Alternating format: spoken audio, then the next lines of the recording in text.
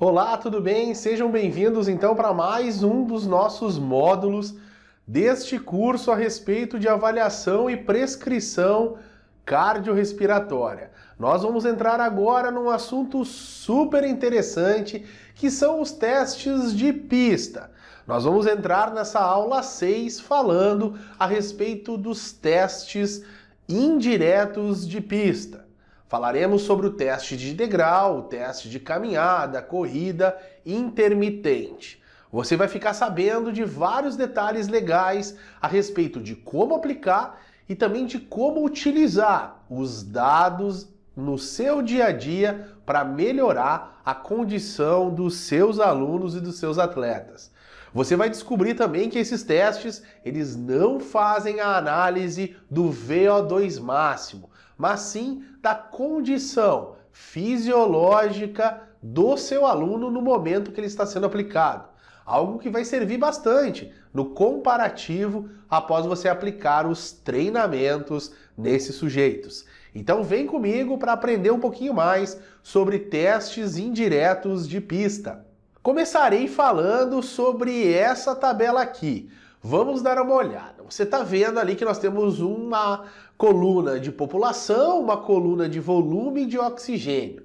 Nós temos duas maneiras de expressar, de colocar em prática a questão do VO2. Nós podemos ter o VO2 absoluto, que é expresso em litros por minuto, e o VO2 relativo, que é expresso em ml quilograma por minuto. O relativo, obviamente, é quando eu pego o valor do VO2 absoluto em litros e divido pelo valor do peso, da massa corporal do sujeito que eu estou avaliando. Então agora eu sei quanto cada quilo de músculo, cada quilo de gordura, cada quilo daquele organismo gasta de oxigênio para fazer um determinado trabalho. É muito mais interessante do que quantificarmos apenas do lado absoluto, da maneira absoluta. Nisso a gente pode ver então a classificação. Sujeitos cardíacos, gravemente doentes, enfermos, vão apresentar um consumo de oxigênio menor do que 1 litro por minuto. E se for relativo, entre 16 e 18 ml quilograma minuto. Automaticamente, conforme a condição física desse sujeito vai aumentando, vai melhorando, nós podemos classificá-los como cardíacos moderadamente enfermos, sedentários, sedentários com média capacidade física, ativos treinados e atletas de alto nível. Note que atletas de alto nível vão apresentar mais de 6 litros de consumo de oxigênio por minuto, o equivalente a mais ou menos 80 ml quilograma por minuto quando relativizado pela massa corporal do sujeito. Então notem que o VO2 ele pode ser utilizado para classificar as diferentes populações aí que nós atendemos. Uma ferramenta bem bacana, algo bem interessante para o nosso dia a dia. Além disso, nós podemos estratificar esses resultados para essas duas planilhas, essas duas tabelas. Nós vemos o nível de aptidão física para homens e para mulheres, quanto à idade que eles possuem. Por exemplo, 20 a 29, 30 a 39, 40 a 49, até 69 anos. Então, em um exemplo prático, se eu avaliar um homem de 35 anos, ele está na faixa de 30 a 39, está em 35 anos, se ele apresentar um valor de VO2 menor do que 23, ele tem uma aptidão física muito fraca. Entre 23 e 30 fraca, entre 31 e 38 regular, entre 39 e 48 boa, e se for acima de 49 é uma condição, uma capacidade física excelente. Então eu posso usar o VO2 para fazer a classificação da aptidão física dos sujeitos e classificá-los também sendo doentes, doentes graves e não muito graves, sedentários, sedentários ativos, atletas treinados, sujeitos treinados e atletas de alto desempenho, alta competitividade. Então a ferramenta VO2 ela é extremamente importante para que possamos classificar esses sujeitos e verificar em qual situação eles se encontram também pela idade e sexo. O ponto importante a respeito dos testes de campo é que esses testes, eles nos prometem avaliar a questão do VO2 máximo. Entretanto, em nenhum momento esses testes verificam o quanto realmente de oxigênio nós estamos captando, transportando e utilizando, o que é realmente o VO2. Então, para que nós possamos ter uma certeza do consumo de oxigênio, nós precisamos abrir mão de testes que realmente são importantes. Vamos lançar mão de testes que verifiquem realmente o quanto nós consumimos, transportamos e utilizamos de oxigênio. Isso fica mais restrito aos testes cardiopulmonares feitos com o ergoespirômetro. Você já viu isso em módulos anteriores. Nesse módulo, nós vamos trabalhar testes de campo que não verificam o consumo de oxigênio, mas vão permitir que nós tenhamos pontos de comparação pré e pós-treinamento. Caso os valores encontrados desses testes forem diferentes entre o pré e o pós, nós podemos dizer que o treinamento foi efetivo, realmente causou uma mudança fisiológica, uma mudança orgânica no organismo dos sujeitos que vocês estão treinando.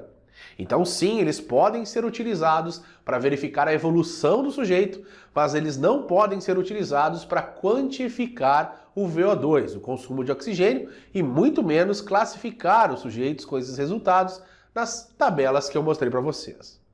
O primeiro teste de campo que eu vou mostrar para vocês é o teste de Queen's College, o teste do degrau. Por que ele é chamado de teste do degrau?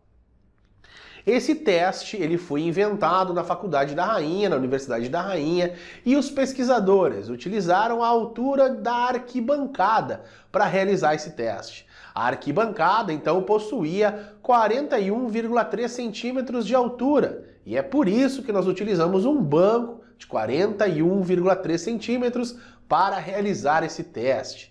Não se preocupe, se você não tem esse banco de 41,3, use um banco de 40 centímetros, mas que seja firme, que possa realmente sustentar a massa corporal de alguém bem pesado. Seja seguro para a realização do teste.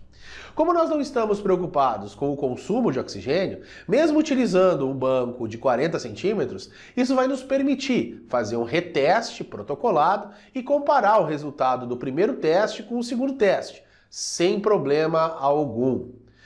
Para realizar esse teste é muito simples. O sujeito ele vai subir e descer do banco, completando ciclos de 24 passos por minuto, se for homem, ou 22 passos por minuto, se for mulher.